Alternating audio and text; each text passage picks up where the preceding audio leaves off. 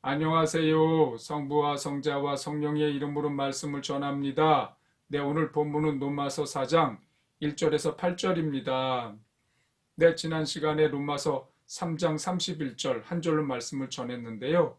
이 31절은 그 위의 말씀과 오늘 시작되는 말씀 사이에 삽입절로 들어가 있는 말씀입니다. 그래서 31절 위에 있는 말씀들은 믿음으로 얻는 구원에 관한 말씀들이었죠.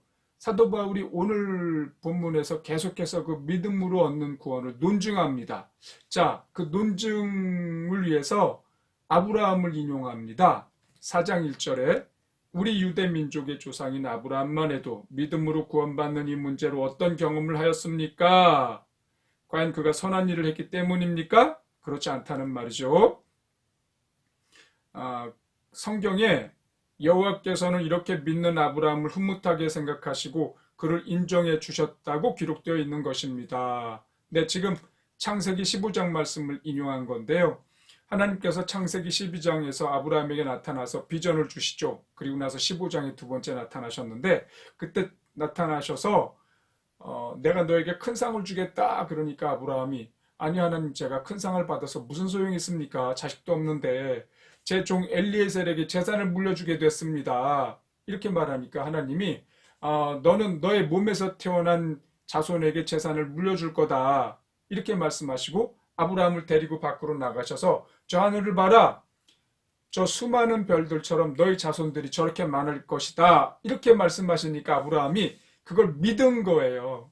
믿으니까 지금 오늘 그 본문 말씀이 하나 여호와께서는 이렇게 믿는 아브라함을 흐뭇하게 생각하시고 그를 인정해 주셨다. 의로 여기셨다. 이런 말씀이거든요. 자, 그건 하나님께서 주신 말씀을 믿은 건데 사도 바울은 그 믿음을 구원과 연결을 시키는 겁니다. 그것을 믿음으로 하나님으로부터 인정을 받는 그것이 구원을 얻은 것이다. 그래서 아브라함에게 지금 자식을 얻는 것 어떻게 지금 나타났습니까? 아무것도 없지 않습니까?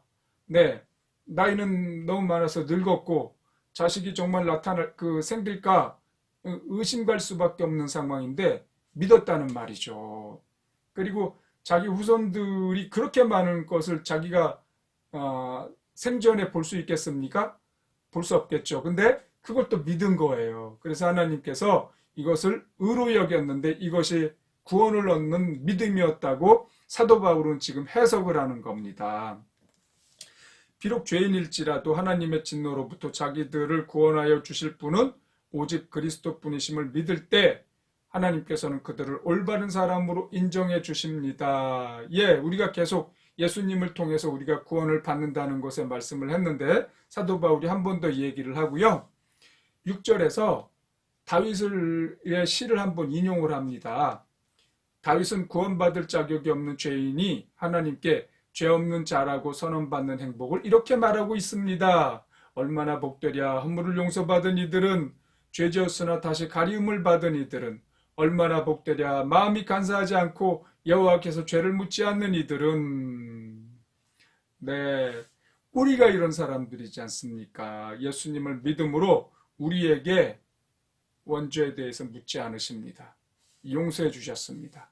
다만 우리가 지금 예수님을 믿은 뒤로 짓는 죄들에 대해서는 회개하면서 깨끗이 씻어야 되겠죠. 계속해서 예수님의 이름으로 깨끗하게 씻어나가면 되는 것입니다. 여러분, 지금 사도 바울이 계속해서 우리 믿는 사람들의 신분, 정체성에 대해서 계속 말하는 겁니다. 우리가 어떤 사람들이냐? 우리는 믿음을 통하여 구원받은 사람들입니다. 그러므로 예수님을 통해서 하나님께 언제나 갈 수 있는 사람들이고 하나님께 인정받은 사람들입니다. 이 신분의 변화, 이 우리의 정체성 위에 우리가 굳세게 서야 될 줄 압니다. 여러분, 이 기쁨을 언제나 누리시기를 바랍니다. 기도하겠습니다.